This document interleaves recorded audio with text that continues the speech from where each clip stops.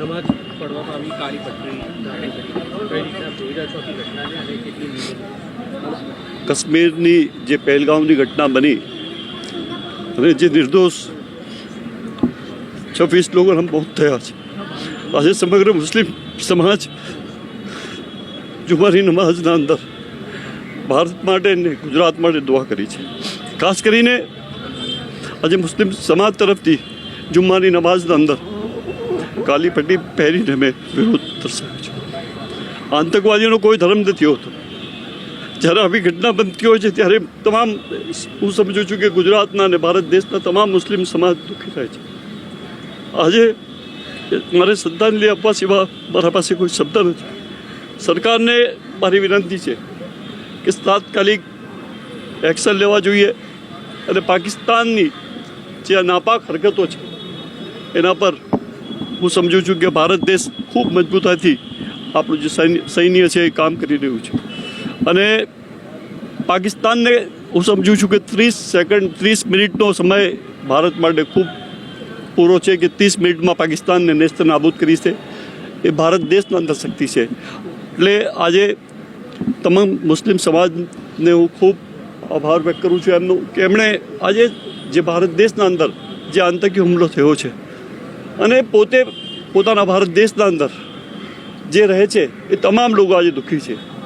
એટલે ખાસ તો મારે આજના આ શુક્રવારના નમાઝના અંદર જે તમામ લોકો આવ્યા છે અને બધાએ દુઆ કરી છે તેના પરિવારજનો માટે હું પણ દુઆ કરું છું કે જે ગુજરી ગયા છે તેમને સ્વર્ગમાં સ્થાન મળે અને જે પરિવારને જે મુસીબત આવી છે એ સહન કરવાની ઈશ્વર અલ્લાહ શક્તિ આપે.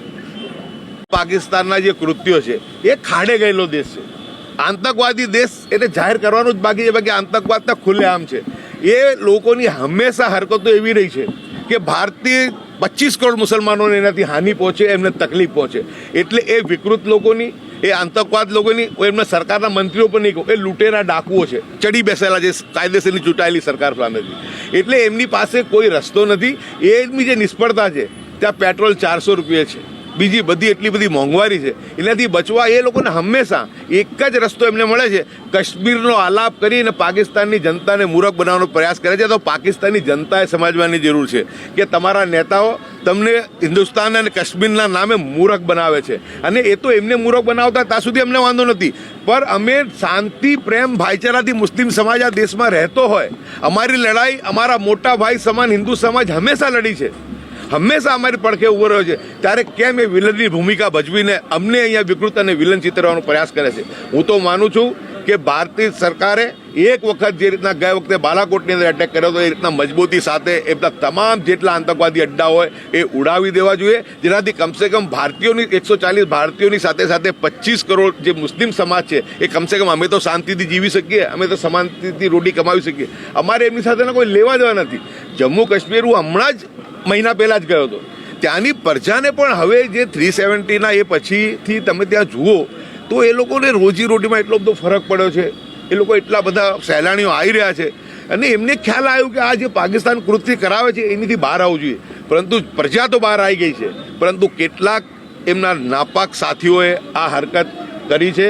પરંતુ મને એક વાતનું ગૌરવ છે કે આ વખતે જમ્મુ કાશ્મીરની જનતા, સમગ્ર જમ્મુ કાશ્મીરની અંદર માઇકની અંદર મેં એલાન કર્યું કે આ ઘટનાને મેં વખોડ્યું છે. ખરેખર તો આ જ દેશદાજ છે અને આ જો વહેલા વાત સમજી હોત તો કાશ્મીરની સ્થિતિ આજે જન્નત જેવી હોત. પરંતુ દેર સે આયે દુરસ્ત આયે, કાશ્મીરને હવે જ સમજ પડી છે અને હવે આશા રાખીએ કે દેશની અંદર શાંતિ, અમન ને ભાઈચારો રહેશે. અમારા કાશ્મીરી પંડિતો જે ભાઈ બહેનો જ્યાંથી એમને જે આતંકવાદીઓએ આતંકના મારફતે એમને મારી જોડી ભગાડી દીધા હતા, એ વિસ્થાપિતોની જેમ દિલ્હી અને અન્ય રાજ્યોમાં રહે છે, એ તમામ લોકો ત્યાં જઈને શાંતિ સુકૂનથી એ લોકો ત્યાં રહી શકે પાછા એમની જગ્યા પર.